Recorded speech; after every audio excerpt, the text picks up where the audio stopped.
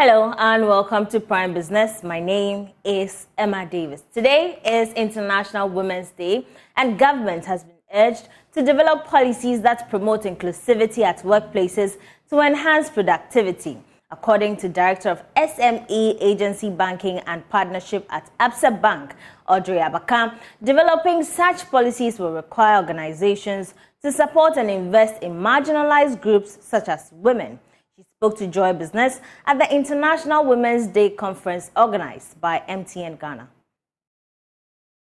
Business and the Law report disclosed that two indicators, safety from violence and access to childcare services, can be critical in opening up or restricting women's options. The report shows that women on average enjoy 64% of the legal protections that men do. It is for this reason, Director of SME, Agency Banking and Partnership at Absa Bank, Audrey Abaka, is calling for the implementation of policies that will protect women. These changes, if you really want to see, it has to be policy driven.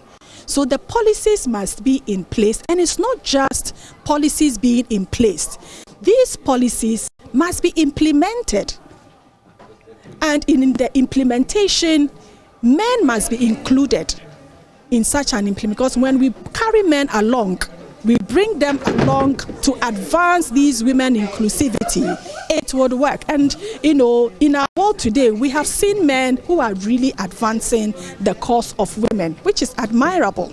So we need more of the men to rise up to say that, look, let us drive policy agendas that favor women, that create an enabling environment for women to thrive and for women to progress. Acting Chief Human Resource Officer for MTN Ghana, Abdallah Ibrahim, while speaking at the International Women's Day conference, indicated that his outfit is consciously working to increase women employment to 50% by 2030. I think that what we've done in the past, although it's yielding some dividends, we don't think we are quite aggressive. So one of the key things that we're doing from this point onwards, I mean, if you do the math, from now till 2030 is about 7 years or 6 years? So even if we're doing 1% every year, we're not going to make it. So we need to be able to do a lot more. And what we're doing now is that we're giving ourselves a target of a lot more aggressiveness in the way we hire. Our ambition this year is to do additional of 1.5%. And we think that if we can continue to do 1.5 every year, it's going to be better. And hopefully we can even achieve that target by 2029. By our estimation, that's what we anticipate to reach. But then obviously it depends on the collective efforts of the rest of the teams, and we would continue to explore more ways to get this done. The theme for this year's International Women's Day is Invest in Women, Accelerate Progress. Also, EcoBank Ghana has reaffirmed its commitment to support women-led businesses. Speaking at the Elevate Business Forum to commemorate International Women's Day, Managing Director of EcoBank Ghana, Abna Osei-Poku, indicated that her outfit will continue to implement initiatives targeted at accelerating women, as this year's theme connotes. International Women's Day, March 8th, is a global day celebrating the social, economic, cultural and political achievements of women. The day also marks a call to action for accelerating women's equality. To mark the day, EcoBank Ghana organized the Elevate Business Forum to celebrate their female customers. Managing Director of EcoBank Ghana, while addressing the group, reassured the bank's drive to help women-led businesses to thrive. As a bank, we've always supported economic development at every stage. And clearly, I'm a woman, so I can't say we support women. We do. And this is a program for women. And we are very keen in accelerating business progress. So that is one of the things you see us do more and more of going forward. So first of all, thank you for your business. Thank you for doing business with us. And our affirmation is that as we continue to work with you, we will support you to also grow. The second one I wanted to mention was that we will be engaging you on a quarterly basis. And then finally, the third thing I wanted to highlight is we'll also be launching what we call the Elevate Entrepreneurship Challenge. And we are hoping that, some of you will be available to support us and help us. A clinical psychologist and the CEO of Equilinks Counseling and Psychological Support Services, Dr. Macolin Wolf Caesar urged women to take time to care for their mental health amidst the chaos. Women, we take our mental health for granted because we think that we are programmed to do that. But then many times we don't realize how much we're going through. We're running businesses, we're looking after the family, we're looking after our aged parents. Of course, men are doing the same thing. But then we are expected to be there for everybody. The kids come to us, so we need to stop. From time to time, we need to stop and check.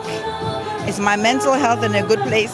Because like I said, if it isn't, you're going to get physical problems. You're going to get emotional problems. You're going to get behavioral issues. So you don't want to be making mistakes at work. You don't want to be fighting with your neighbors. All these things are signs and symptoms of poor mental health. So it's always good to check. The hashtag for this year's International Women's Day is Inspire Inclusion. Charterhouse has also held its annual National Women's Summit and Expo to mark the International Women's Day celebration. Keynote speaker and Vice Chancellor of the University of Ghana, Professor Nana Aba Appiah Amfo, called for the passage of the Affirmative Action Bill. According to her, the passage of the bill will help increase the interest of women in corporate workforce and government jobs. The National Women's Summit and Expo celebrated its 6th anniversary in line with the International Women's Day celebration. The discussion focused on inspiring inclusion of women in the workplace and the community. Vice Chancellor of the University of Ghana, Professor Nana Aba Appiah Amfo, said it is important to pass laws that protect women and encourage their growth in the business space. Deliberate measures have to be taken to promote women participation in leadership, governance, and decision-making processes at the corporate, institutional, national, and international levels. Advocacy. Discussions on issues affecting women should not be restricted to commemorative days such as this one, but these should be regular features in our national discourse in order to attract the needed attention for policy reforms. Intrinsic motivation. Once there are hurdles along the way, the fact remains that women need to reach within ourselves. We need to reach within ourselves to derive enough strength to continue to forge ahead. Convener of the National Women's Summit, Teresa they called for collective efforts to improve gender parity in the society. I believe the National Women's Summit has succeeded in creating awareness of the gender parity issues affecting women globally and right here in Ghana. And Ghanaian women have been encouraged, inspired, and empowered to stand up and be more intentional in pursuing gender parity for themselves. The rise of the Ghanaian women can also be seen in the increase in women in top management positions of companies, leadership roles, as well as in entrepreneurship and corporate governance. This year's International Women's Day was celebrated under the theme Inspire Inclusion. Let's stay a little longer with women. The International Nations Development Program in Ghana says it is looking forward to leverage on the African Continental Free Trade Area to create more job opportunities for women. The United Nations is estimating that 300 million young girls and women could be pushed into extreme poverty if little is done to close the gender gap. Here's resident representative of the UNDP in Ghana, Dr. Angela Lusigi, speaking on a yet-to-air episode of Foreign Affairs. Well, let me start with what we're doing on entrepreneurship, because we believe that this is a space that there's a lot of opportunities now, especially with things like the Africa Continental Free Trade Area. There are opportunities now to trade across borders, and we're looking to meet micro, medium, and small-scale enterprises to be the engine that opens up jobs and opportunities for young people and also women-led enterprises. So we're very much looking at the ecosystem as a whole. So we're working with Empretech, ABSA and MasterCard Foundation and others to be able to create a space for identifying young innovators and being able to take them through a process of business development, support, and so on, so that they can be able to grow the kinds of enterprises that will be able to access formal financing.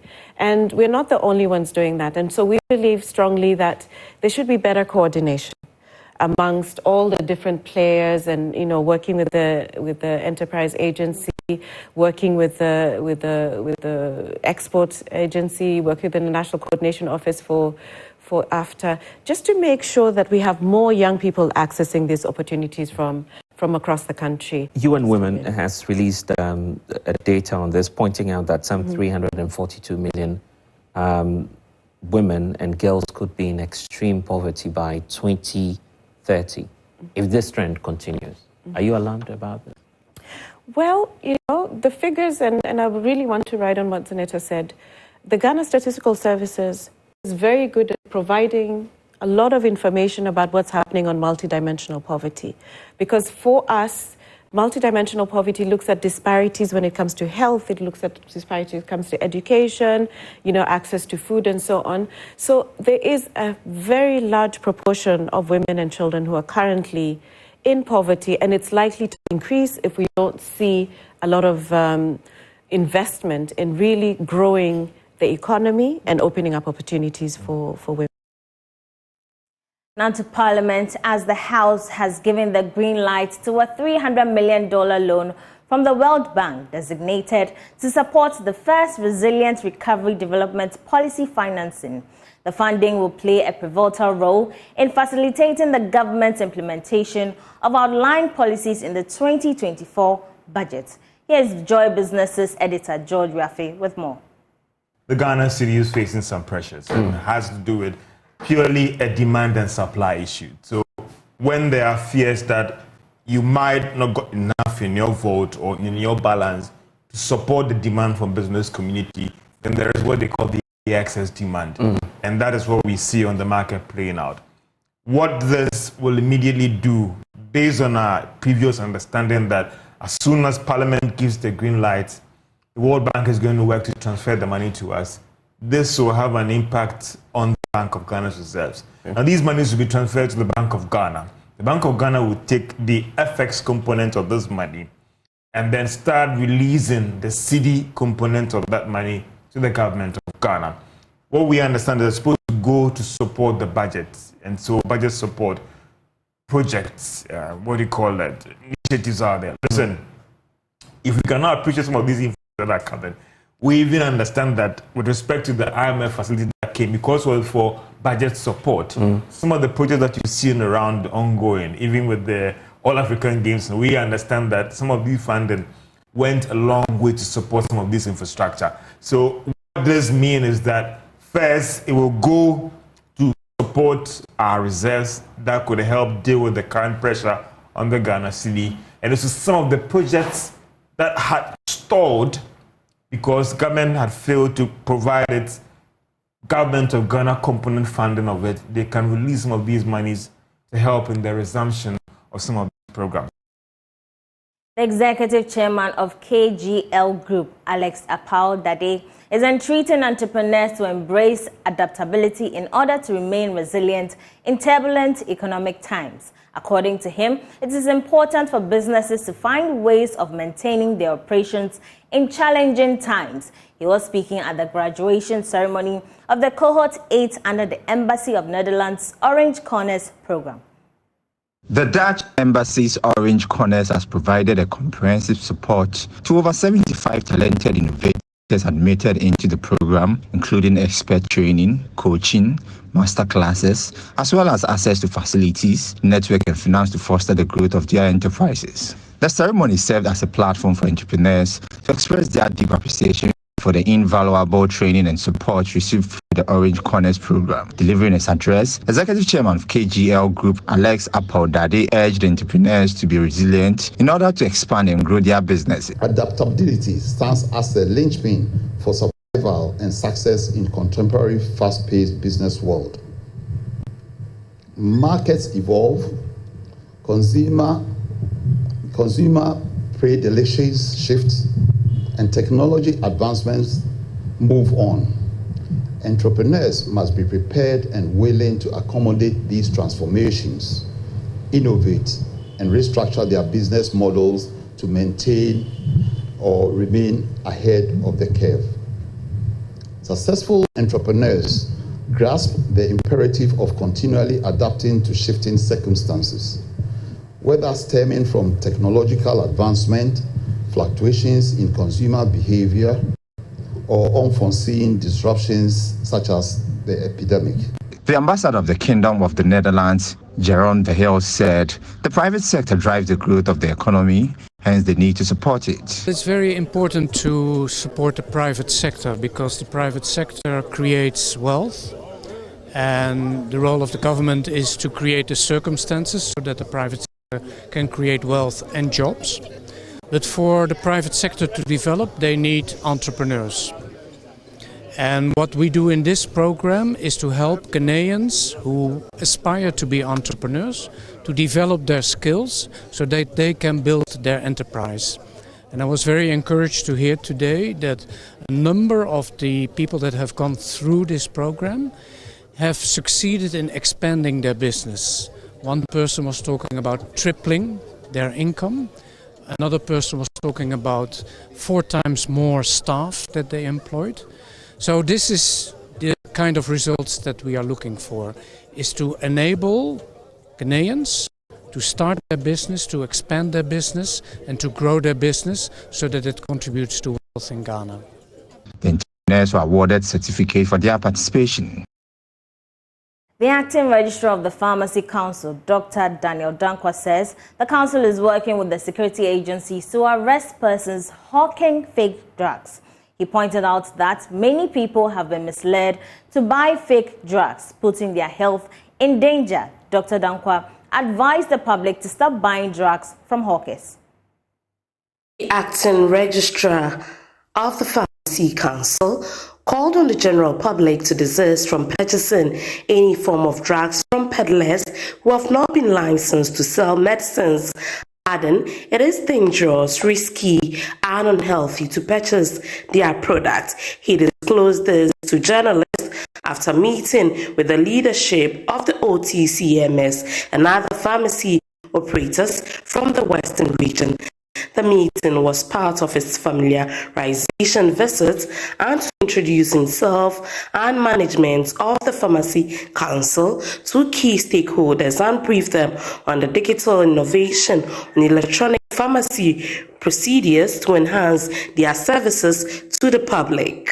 So to Ghanaians or people living in Ghana who now buy medicines from these gentlemen walking around claiming to be selling medicines, it's a very dangerous practice.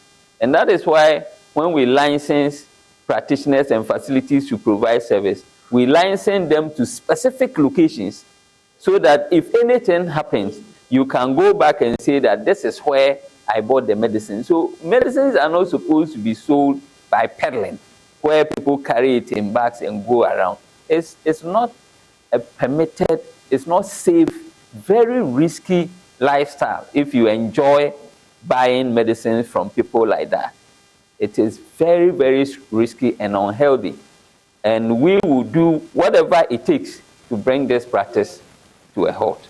The acting registrar disclosed that the council is set to carry out swoop on unlicensed facilities providing pharmacy services across the country as part of measures to sanitize pharmaceutical practice. Also attached to this is the need to enforce practice standards, which is very key to me personally, because many of the current challenges we are experiencing as a nation emanates from the fact that standards are not being enforced. People who are not licensed to provide services are providing services, and this is very dangerous to health and safety. And so we're going to ensure that those who are not licensed do not practice. And even those who are licensed practice within the agreed scope of practice. Because if you are not licensed to perform a particular role and you perform it, the receiver of that service is not guaranteed any safety and health outcome from that service. And so we are very concerned about this, and we believe that if we ensure that standards of practice are enforced, that is the difference you see when you go to other jurisdictions.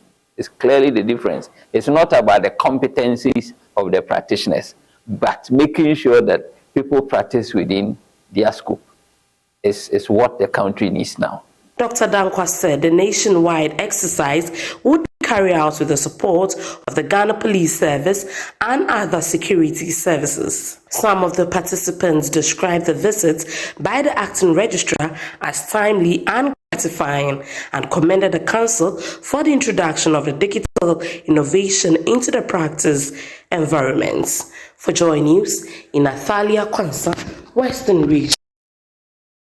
As the world makes tireless efforts at ensuring healthy lives and promoting well-being for all ages, a palm oil production company, Benso Oil Palm Plantation, is working towards ensuring communities in its catchment areas have access to quality health care. The latest is the construction of a CHIPS compound and nurses' quarters for 2 of its host communities. My colleague Samuel Kojo-Brace has the rest of the story. For years, several communities in the Benso enclave have been without adequate health facilities, affecting the delivery of quality health care.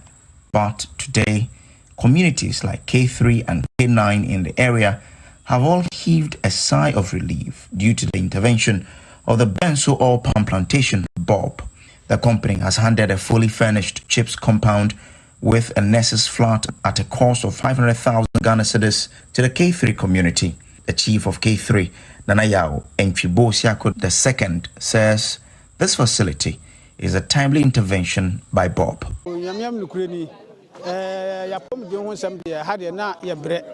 Because we'll be access to health care was difficult for us, such that when someone fell ill, how to get him or her to the hospital was a big problem for us. We did something small as a community, but that was not enough. So we appealed to BOP and they have come to our aid with this. This will really help health delivery here in this community. In the K9 community, BOP handed over a completed two-bedroom flat for use by the nurses at the CHIPS compound there. The health director for the Mpoho district, Dr. Nanamre Kujima, says these interventions by BOP means a lot to health delivery in the area. You know, both these communities, K3 and K9, are deprived communities and hard to reach. So not having any decent healthcare facility to take care of the members around has been a border. We've had other facilities which are even quite far away come and do outreach centers here, outreach points. What this means is that we use the same workers from elsewhere. They come and just find a temporary place and see those that they can see. So having a healthcare center, a proper one built like this, even with facilities, accommodation facilities for the workers, is superb. And we are most grateful. The DCE of the area, Ignatius Asa Mensah, says BOP has been a wonderful corporate citizen to the Mpoho district. For BOP, they have been very, very supportive since I became the district chief executive. In fact, in terms of health, in terms of education, in terms of road networks, there are most bad roads in my district here.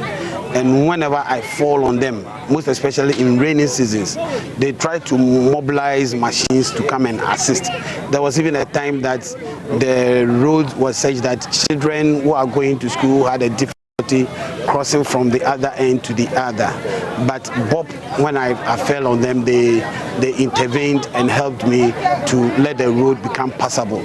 The general manager of Benso Oil Palm Plantation, Samuel Avala, says the company undertakes these initiatives as their way of contributing to the development of the catchment areas. I mean, corporate governance requires that every company, you give back to society under what we call corporate social responsibility. And we are a good corporate citizen. And so this is a normal thing that a good corporate citizen should do. And so are we. The relationship between Bob and the communities around is one many describe as enviable because of how the company has been responsive to the needs of the communities over the years. According to Bob, there is more in the pipeline for these communities. From Benso for Joy News, Samuel Kojo Brace. And here in the Joy Newsroom, I am Emma Davis. And that's all for Prime Business tonight. For more business news, do log on to myjoyonline.com. Have a good evening and enjoy your weekend.